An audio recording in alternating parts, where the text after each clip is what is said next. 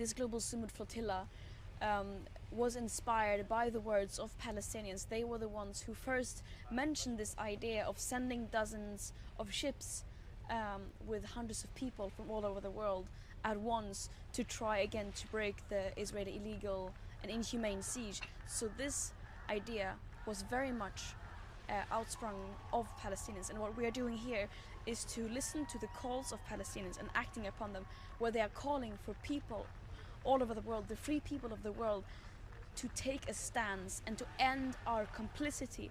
And that is what we are trying to do now.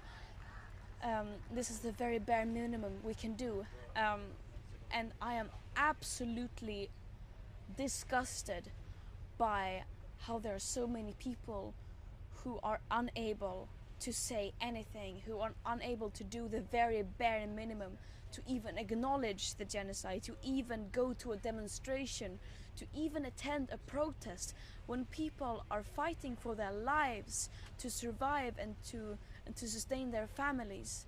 I am ashamed as a human being, especially by my government, who are supposed to represent me. The Vice Prime Minister of Sweden a few weeks ago said that Israel is doing the world a favor.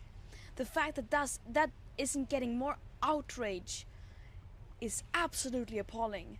I am ashamed as a human being. I am ashamed as someone living in the Western world, how our governments are being complicit, and our complicity is worsening every day as this genocide is escalating, that we aren't able to do more, that the politicians aren't able to do the very bare minimum to uphold international law and to prevent even the worst war crimes from happening.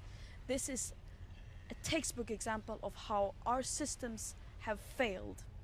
None of Israel's actions in this genocide would be possible without the political, financial, but also cultural support from our government, not the least, especially the Western governments. We are showing that our governments will not act, will not even impose sanctions against Israel in a genocide. And now it's more clear than ever that it is a genocide. Just the other day, genocide scholars from all over the world once again confirmed that it is a genocide happening, and that they aren't facing consequences, that they are not being held accountable for those actions. Of course, to them is seen as a green light that they can go ahead with other plans to further escalate their war crimes in the West Bank, but also in their horrendous plans in what is called as the Greater Israel Project.